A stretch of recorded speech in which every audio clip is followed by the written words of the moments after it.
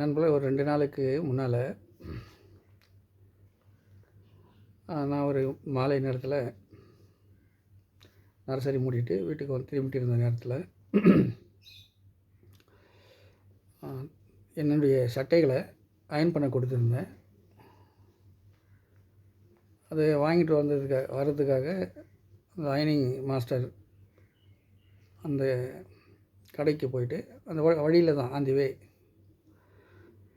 அது வாங்கிட்டு வரும்போது அவர் கும்பலாக உட்காந்துட்டு ஒரு டீ கடையில் உட்காந்துட்டு பேசுகிற மாதிரி அவருடைய நண்பர்கள்லாம் உரையாடிட்டு இருந்தாங்க. பேச்சு வந்து இப்போது ஈரான், இந்த இஸ்ரேல், அமெரிக்கன் இந்த முக்கோண வடிவில் சண்டை இருக்குல்ல, அந்த சண்டை சம்மந்தமாக வந்துச்சு. அதனுடைய முடிவு வந்து கேஸ் சிலிண்டர் இப்படியா வந்து பேச்சு போயிட்டு இருந்துச்சு. நான் எனக்கு துணி துவைச்சிட்டு இருந்த அந்த கன நேரத்தில் அந்த அயர்ன் பண்ணி முடித்தாங்க இல்லையா, அந்த நேரத்தில் அதை வாங்கிட்டு இருக்க அந்த சில நிமிடங்களில்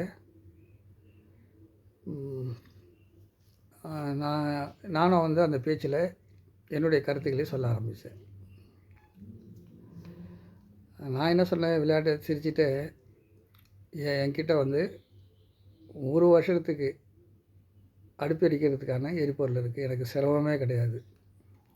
ஏன்னா 6 தென்னை மரம் எனக்கு இருக்குது, பெரிய ஒரு புளிய மரம், ஒரு சப்போட்டா, ஒரு கொய்யா, என்னை வீட்டை சுற்றி ஒரு சின்ன ஒரு குறுங்காடு நான் வச்சுருக்கேன். அமேசான் காடுன்னு சொல்லிட்டு என்னுடைய பேர பசங்க கிண்டல் பண்ணுவாங்க. அதனால் எனக்கு எரிபொருள் தட்டுப்பாடே வாய்ப்பே கிடையாது. நான் அடுப்பெரித்து சுடு தண்ணி தான் குளிப்பேன். ஒரு ராக்கெட்ஸ் அடுப்பை வச்சுருக்கேன். நான் இதை மாடிஃபை பண்ணி வச்சுருக்கேன் வைங்களேன். ராக்கெட் அடுப்புன்றது என்ன, மாடிஃபை பண்ணி வச்சுருக்கேன். இதை நானும் வந்து சிரிச்சிட்டே சொன்னேன். ஓராண்டுக்கு எங்கிட்ட எரிபொருள் இருக்குது, ஓலையிலேருந்து, மட்டையிலேருந்து, கட்டையிலேருந்து எல்லாமே வந்து வெட்டி நான் எடுத்து பாதுகாப்பாக வச்சுருப்பேன்.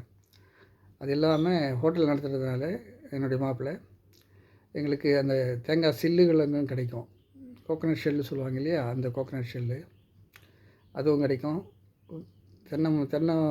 தேங்காய் உரிக்கிறதுனால கிடைக்கிற மட்டைகள், அந்த தேங்காய் உடைய இருக்கலையே நார், அந்த மட்டைங்கெல்லாம் அதுவும் கிடைக்கும். அதனால் நாங்கள் கழிக்கிற மரங்களில் கழிக்கிற அந்த விறகுகள் எல்லாமே கிடைக்கும். எதுவுமே வேஸ்ட் பண்ணுறதில்ல, நாங்கள் அதை பயன்படுத்திடுவோம். அதனால் நான் அதை அடிப்படையாக வச்சு நான் சொன்னேன். பேச்சு அங்கே திரும்பி நேராக சரியாக அப்படி பேசி சிரிச்சிட்டு நான் வந்துட்டேன். இது சம்பவம் வந்த உடனே எனக்கு இப்போது நடக்கிற இந்த யுத்தத்தில், ஒரு அநீதி இழைக்கிற யுத்தத்தில் ஒரு கொடுங்கோன்மை தன்மையாக அமெரிக்காவும் இஸ்ரேலும், அதனுடைய செல்ல குழந்தை இஸ்ரேலும் சேர்ந்துட்டு ஈரான் மேலே பலஸ்தீனை மட்டமாக்கினது போதாதுன்னு சொல்லிட்டு இப்போ ஈரான் மேலே உக்கிரமாக போர் தொடுத்து அப்பாவிகளை, குழந்தைகளை எல்லாம் கொண்டுட்டு இருக்க இந்த நேரத்தில் எனக்கு வரலாற்று சம்பவம் ஒன்று வந்து ஞாபகம் வந்துச்சு. 1973 ஆண்டு சவுதியில் வந்து ஃபைசல் அவர் வந்து மன்னராக இருக்கார். சவுதி மன்னர் ஃபைசலாக இருக்கார்.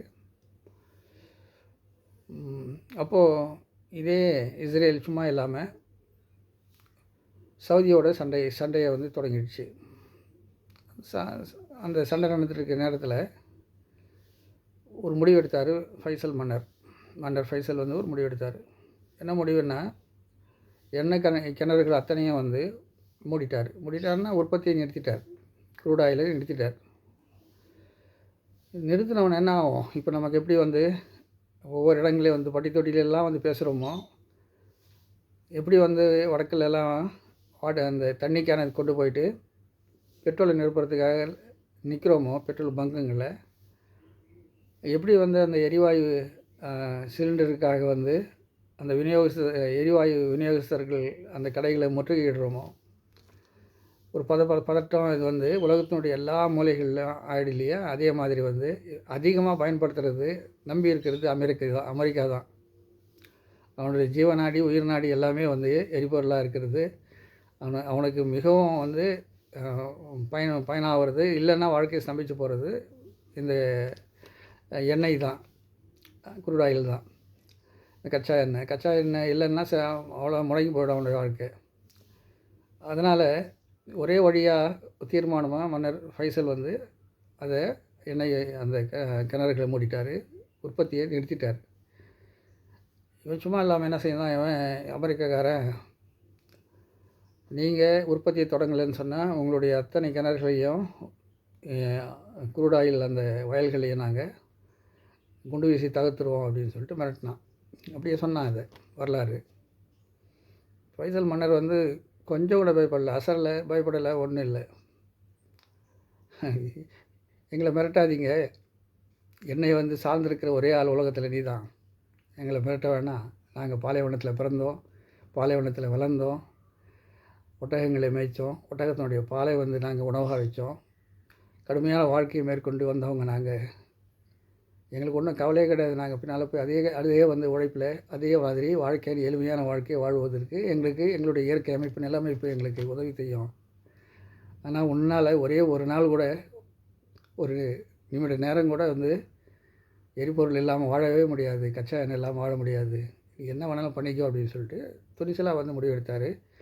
எடுத்ததுன்னு கடைசியாக ஒரு முத்தாய்ப்பாக அவர் சொன்னார், எந்த ஒரு அநீதியான முறையில் உன்னுடைய அக்கிரமத்தால் அநீதியான முறையில் எந்த ஒரு மனிதனோட ரத்தம் சிந்துறதுக்கு நான் அனுமதிக்க முடியாது என்னால் அப்படின்னு சொல்லிட்டு சொன்னார். இது வரலாற்றில் இது கொஞ்சம் அதிக விவரங்களோட, இன்னும் அழகான சொல்லாடல்களோட சில பேர் சொல்லலாம். மொத்தத்தில் இதுதான் சாராம்சம், இதுதான் இது. இப்போது இப்படியான ஒரு துணிச்சல் இப்போ இங்கே வளைகுடாவில் அரசாண்டு இருக்காங்களே, மன்னாதி மன்னர்கள், கணவான்கள், மெஜஸ்டிக், ரெஸ்பெக்டட், இவங்கெல்லாம் மேன்மை தாங்கிய எல்லாமே இவங்களுக்கு இல்லையே.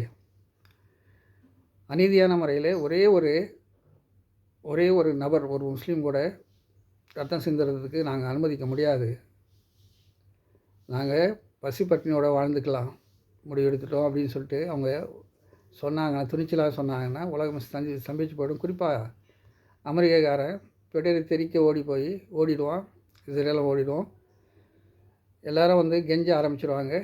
இப்படியான ஒரு முக்கியமான ஒரு நிகழ்வு, அதற்கான ஒரு ஆதாரம், ஒரு கயிறாக இவங்ககிட்ட இருக்குது.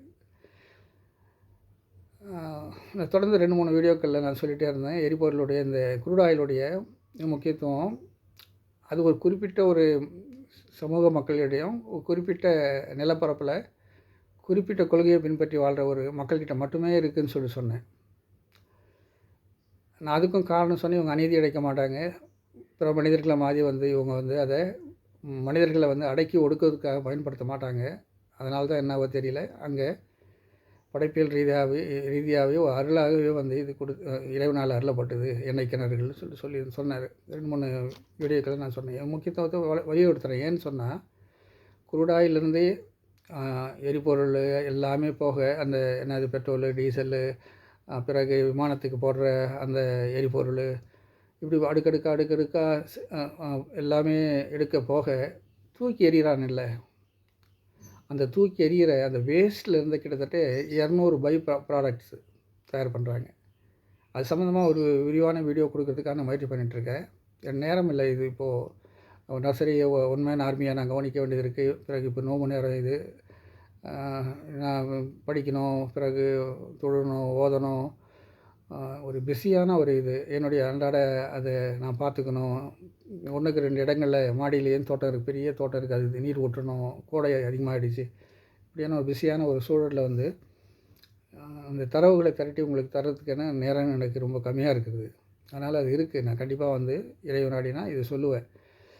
ஏன்னு சொன்னால், பல லட்சம் ஆண்டுகள் வந்து ஒக்கி மக்கி போன ஒரு அந்த கடலுடைய உயிரிகளுடைய எச்சங்கள் எல்லாமே வந்து பூமிக்கடியில் ஒரு கருப்பு தங்கமாக மாறி, குரூடாயிலாக மாறி, ஒரு தொலை போட்டு எளிய பெரிய நுட்பங்கள் இல்லாமல் எளிமையான முறையில் அது எடுக்கிற ஒரு அமைப்பில் அது வெளியே வந்து உலகம் முழுக்க இயங்கிறதுக்கான ஒரு வாய்ப்பை வந்து ஒரு குறிப்பிட்ட இடங்கள மட்டுமே வச்சுருக்கான். அந்த குறிப்பிட்ட சமுதாயம், குறிப்பிட்ட கொள்கையை பின்பற்ற மக்கள் மத்தியில் வச்சுருக்கான்.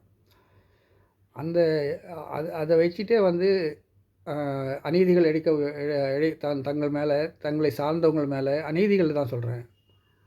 அநீதிகள் இழைக்கப்படும் போது அதை வச்சு தற்காத்து கொள்ள இவங்க ஏன் முயல மாட்டேன்றாங்க? இதுதான் கேள்வி. சாதாரண வீட்டுக்கு அடிக்கிற பெயிண்ட் பை ப்ராடக்டாக தான் வருது. அதில் தூக்கி எறிகிற அந்த கழிவு இருக்குல்ல, அந்த கழிவிலேருந்து பெயிண்ட் உட்பட இன்னும் நிறைய வீட்டுக்கு நம்ம அன்றாடம் பயன்படுத்துகிற எல்லாமே வந்து அந்த வேஸ்ட்லேருந்து பை ப்ராடக்ட் தான் கிடைக்குது. அதை நம்பி லட்சக்கணக்கான மக்கள் வந்து இன்றைக்கி தொழிலில் வந்து ஈடுபடுத்தி வாழ்ந்துட்டுருக்காங்க. பல நிறுவனங்கள் அது வந்து இது உலகம் முழுக்க வந்து செயல்பட்டுருக்கு. ஸ்தம்பிச்சிடும். இதுதான் சொல்கிறேன் நான். ஸ்தம்பிச்சு போயிடும். உலகமே வந்து ஸ்தம்பிச்சு போயிடும். நான் சொன்ன மாதிரி எனக்கு ஓராண்டுக்கு எரிபொருள் எனக்கு நான் கட்டை வடிவில் வச்சுருக்கேன்னு சொல்லிட்டு அது மாதிரி எல்லாமே ஆதி வாழ்க்கைக்கு போயிட வேண்டியது நிலைமைக்கு வந்துடும். அப்படியான ஒரு முக்கியமான ஒரு இதை வந்து புறக்கணிக்காமல் இந்த அரபு நாட்டு அதிபதிகள், ஆட்சியாளர்கள், மன்னர்கள், ஜென்டில்மேன்ஸ் என்ன வேணாலும் சொல்லிக்கலாம். இல்லை நல்லவர்கள், வல்லவர்கள், கோழைகள், இதுவே இல்லாதவங்க, எது வேணாலும் சொல்லிக்கலாம். அவங்களுடைய வந்த வழி வந்து ரொம்ப ரொம்ப அறிவாற்றல் மிக்க ஒரு வழியில் வந்தவங்க எல்லாமே வந்து அவங்களுடைய தலைவர் மிகப்பெரிய சிறப்பான ஒரு கொள்கையை கொண்டு வந்து வச்சுருக்காரு. அதில் வந்தவங்க இவங்க இன்றைக்கு ஆடமாடங்களை மூழ்கிட்டு என்ன வேணாலும் பண்ணிக்கலாம், எது வேணாலும் பண்ணிக்கலாம், எவனை வேணாலும் ஆண்டுக்கலாம், எவனை வேணாலும் என்னுடைய நிலப்பரப்பில் இருந்துக்கலாம். நம்ம வீட்டில் யாராவது இருக்கிறது அனுமதிப்போமா? நீயே வந்து எந்த அந்நியர்களை கொண்டு வந்து அந்நியனுடைய படையை வந்து இறக்கி வச்சுருக்கானுங்க. இவனுங்க இங்கே ஒரே சுகபோகங்களில் ரொம்ப இன்பங்களில் தூக்கிட்டு இருக்காங்க. அந்த விஷயங்களில் இவங்க வந்து அந்த தங்களுடைய முக்கியத்துவத்தை உணர்ந்து தாங்கள் உலகம் முழுக்க ஒரு கண்ட்ரோல் பண்ண வேண்டிய ஒரு சூழலில் இவங்க நன்மைக்கான சூழலில் இவங்க உணர்ந்தாங்கன்னு சொன்னால் உலகம் சுபிட்சமாக இருக்கும். உலகம் வந்து ரொம்ப அமைதியான உலகமாக இருக்கும். உலகம் வந்து வறுமை இல்லாத உலகமாக இருக்கும். ஏன்னா செல்வ செழிப்பு எல்லாமே இங்கே தான் இருக்குது. இதை ஒட்டி தான் இருக்குது. ரொம்ப அமைதியாகவும் அன்பாகவும் வறுமையற்ற உலகமாகவும் இருக்கும். ஏன் இவங்க உணர மாட்டேன்றாங்க? கொஞ்சம் வீழ்ச்சிக்குங்க, கொஞ்சம் கண் திறந்து பாருங்கள் ஐயா அப்படின்னு சொல்லிட்டு அடிக்கடி சொல்ல வேண்டிய ஒரு நிர்பந்தத்தில் நாம் இருக்கிறோம். இந்த மன்னர் ஃபைசலுக்கு இருந்த அந்த துணிச்சல் வந்து மீண்டும் வந்து இவங்களுக்கும் வரணும். என்ன வேணால் பண்ண நீ ஒரே ஒரு அப்பாவியுடைய ரத்தமும் சிந்துறதுக்கு அனுமதிக்க மாட்டோம் நாங்கள் அப்படின்னு சொல்லிட்டு இவங்க வளைகுடா நாடுகள் எல்லாமே வந்து ஒன்று சேர்ந்துட்டாங்கன்னு சொன்னால் எல்லாம் வந்து அவங்கவுங்க வாயை மூடிட்டு பொத்திட்டு ஓடி போயிடுவானுங்க. ஒன்றும் செய்ய முடியாது. குண்டு போட்டால் எண்ணெய் கிணறுகள் மேலே குண்டு போட்டால் யாருக்கு லாஸு? அவங்களுக்கு தான் மறுபடியும் லாஸ் ஆகிடும். எண்ணெய் கிடைக்காம போயிடும், அவ்வளோதான். அதனால் வந்து எந்த விதமான அச்சப்பட வேண்டியதில்லை. இவங்க மீண்டும் வந்து அந்த துணிச்சலான இடத்துல தங்களுடைய முக்கியத்துவத்தை உணர்ந்து துணிச்சலான இடத்துக்கு இவங்க வரணும். அதுதான் வந்து இந்த காணொலியினுடைய நோக்கம். நல்லது நண்பர்களே. இறைவன் நாடினா இன்னொரு காணொலியில் சந்திப்போம்.